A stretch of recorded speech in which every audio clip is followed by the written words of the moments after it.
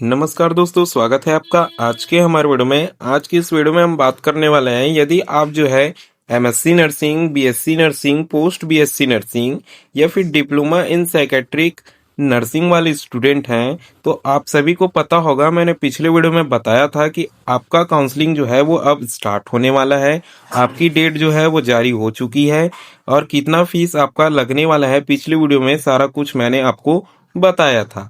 और पिछले वीडियो में मैंने ये भी बताया था सर कि क्या कुछ आपको नियम जो है वो आपको फॉलो करने हैं, लेकिन ये नियम जो है वो मैंने पिछले वीडियो में नहीं बताया था, जो काउंसलिंग के लिए जो है वो सबसे ज़्यादा इम्पोर्टेंट आपके लिए होने वाले हैं। तो इस वीडियो में हम बात करेंगे, यदि आप इन चारों कोर्स में से किसी भी कोर्स के स्टूडेंट हो तो आपको काउंसलिंग के दौरान क्या कुछ ध्यान में रखना है, नहीं तो आप जो है वो काउंसलिंग कराने के बाद भी काउंसलिंग से बाहर कर दिए जाओगे। तो चलिए हम वीडियो में आगे बढ़ते हैं, लेकिन उससे पहले अगर आप हमारे चैनल में पहली बार आए हो तो आपको चैनल को सब्सक्राइब करना है, वीडियो को लाइक करना है और बेल आइकन को ऑल पर सेट करना है, ताकि हर जरूरी नोटिफिकेशन सीधे आप तक पहुंचती रहे। साथ ही अगर आपने अभी तक हमारा व्हाट्सएप ग्रुप जो है वो ज्वाइन नहीं करा है तो ज्वाइन कर लीजिए, क्योंकि हम घर बैठे आपको काउंसलिंग की सुविधा देने वाले हैं। तो चलिए हम वीडियो में आगे बढ़ते हैं। यहाँ लिखा है सर, छत्तीसगढ़ स्टेट कोटा के लिए दो तरह की कोटा होती है, ठीक है। एक गवर्नमेंट कोटा होता है और एक मैनेजमेंट कोटा होता है। बहुत सारे स्टूडेंट को सर जो है वो बिल्कुल भी पता नहीं है। और माइनॉरिटी सीट्स की जानकारी भी 2025 के लिए वो जारी होगी। तो चलिए हम इंफॉर्मेशन में आगे बढ़ते हैं और देखते हैं, ये आपकी सामान्य जानकारी है। इस सामान्य जानकारी में आपको कुछ ज़्यादा जो है सर नहीं देखना पड़ता, तो मैं इसे नहीं बता रहा हूँ। इसका पीडीएफ मैं व्हाट्सएप ग्रुप में डाल दूंगा, आप इसे भी पढ़ना। उसके बाद ही आपको काउंसलिंग कराना है, ताकि आपसे कोई भी गलती बिल्कुल भी ना हो। मैं सीधे आपको महत्वपूर्ण निर्देश बताऊंगा, उसके बाद जो सारी जानकारी है वो चीज मैं आपको देने वाला हूँ। देखिए, महत्वपूर्ण निर्देश के अनुसार हमारा आ जाता है पहला पॉइंट, ऑनलाइन आवेदन एवं पंजीयन की प्रक्रिया मात्र जो है वो प्रथम काउंसलिंग के पूर्व उपलब्ध होगी। प्रवेश के इच्छुक सभी पात्र अभ्यर्थियों को इस आवेदन प्रक्रिया को पूर्ण करना होगा। पंजीयन कराना अनिवार्य होगा, ठीक है। आप ऐसे स्टूडेंट हैं जो काउंसलिंग कराना चाहते हैं, तो आपको प्रथम काउंसलिंग के पहले ही रजिस्ट्रेशन का मौका मिलेगा। आपको इसी मौके में, इसी टाइम में अपना रजिस्ट्रेशन जो है वो कंप्लीट कराना है। यदि इन पंजीकृत आवेदकों के काउंसलिंग प्रक्रिया में सम्मिलित होने के उपरांत भी यदि सीटें रिक्त रह जाती है, खाली रह जाती है, तो संचालक के निर्णय अनुसार नया पंजीयन कराया जा सकेगा, ठीक है। सिर्फ तभी नया पंजीयन होगा जब जो है वो आपकी सीट्स जो है वो खाली बच जाएंगी। अब देखते हैं दूसरा पॉइंट हमारा क्या होता है। ऑनलाइन आवेदन की प्रक्रिया पूर्ण कर काउंसलिंग हेतु पंजीयन करने की अंतिम तिथि तक जो आवेदक पंजीयन कराने में असफल होंगे वे काउंसलिंग हेतु स्वमेव अपात्र होंगे, ठीक है। इसका कहने का मतलब है कि यदि आपने लास्ट डेट तक किसी भी कारण से क्या है पंजीयन कंप्लीट नहीं करा, तो आप खुद से ही अपात्र घोषित हो जाएंगे। काउंसलिंग का इसमें क्या है सर, कोई भी मतलब काउंसलिंग का इसमें कोई भी गलती नहीं होगा, आप खुद अपात्र घोषित हो जाओगे। आपको अंतिम डेट से पहले जो है वो काउंसलिंग की प्रक्रिया पूरी करा लेनी है, ठीक है। अब देखते हैं हमारा तीसरा पॉइंट क्या कहता है।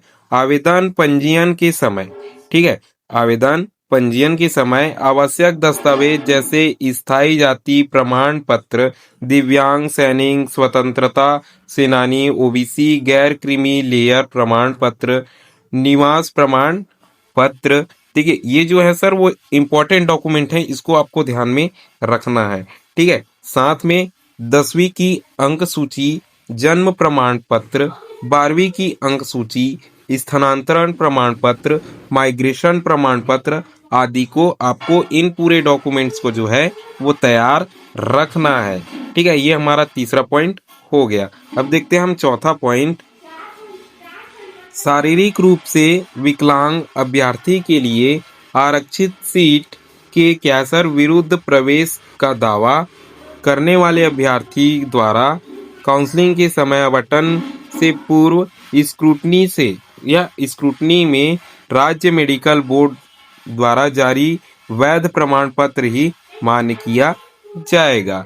इसका कहने का मतलब है, देखिए, एक क्या होता है सर, विकलांग सीट होता है, ठीक है, विकलांग सीट होता है। तो विकलांग सीट पर वही विद्यार्थी जो है वो दावा करेगा या कर सकता है या करने पर मान्य होगा जिसका जो है सर प्रमाण पत्र जो है वो राज्य मेडिकल बोर्ड द्वारा जारी और वैध मतलब वैलिड पाया गया है। ठीक है, कोई भी इसमें मतलब दावा नहीं कर सकता।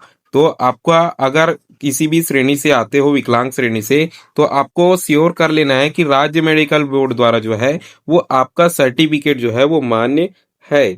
अब देखते हैं हमारा पांचवा पॉइंट, सीजीडीएमई, ठीक है, ये आपका काउंसलिंग है, ये द्वारा आवंटन उपरांत संबंधित महाविद्यालय द्वारा दस्तावेजों की समीक्षा कराई जाएगी जिसमें पात्र अभ्यर्थी ही क्या सर प्रवेश योग्य होंगे तथा समीक्षा करने वाले महाविद्यालय विद्यालय दस्तावेज को क्या सर न्यूनता में यदि अपात्र अभ्यर्थी को पात्र कर प्रवेश देते हैं तो विश्वविद्यालय परिषद पंजीयन नामांकन हेतु अथवा न्यायालयीय प्रकरण हेतु स्वयं जिम्मेदार होंगे। सीजीडीएमई कार्यालय का इस प्रकार के अवैध समीक्षा एवं अवैध प्रवेश से कोई संबंध नहीं रहेगा। ये जो है सर पांचवा पॉइंट आपके लिए जो है वो बहुत ही ज्यादा इम्पोर्टेंट है, क्योंकि आपको बहुत सारे महाविद्यालय कॉलेज में ऐसे ही बिना क्या सर समीक्षा करे प्रवेश दे दिया जाता है, लेकिन उसके लिए जो है सर आपका जो है कॉलेज जिम्मेदार होगा और आप जिम्मेदार होंगे। इसका से है सर काउंसिल से कोई भी मतलब नहीं है, साफ साफ यहाँ मेंशन किया जा रहा है। अब देखते हैं सर हमारा छठवां पॉइंट जो आ जाता है, आवंटन होने के पश्चात अभ्यर्थी को आवंटित संस्था में आवंटन पत्र में उल्लेखित प्रवेश की निर्धारित अंतिम तिथि स्वयं उपस्थित होकर दस्तावेज की समीक्षा कराना होगा। आवंटन पश्चात संस्था में क्या सर समीक्षा हेतु उपस्थित न होने की स्थिति में अभ्यर्थी चालू शैक्षणिक सत्र में काउंसिल व प्रवेश प्रक्रिया में स्वमेव बाहर हो जाएगा। इसका मतलब है अंतिम तिथि तक आप कार्य नहीं कराते तो आप खुद बाहर हो जाएंगे। ठीक है, बाहर करने की आवश्यकता बिल्कुल भी नहीं पड़ेगी।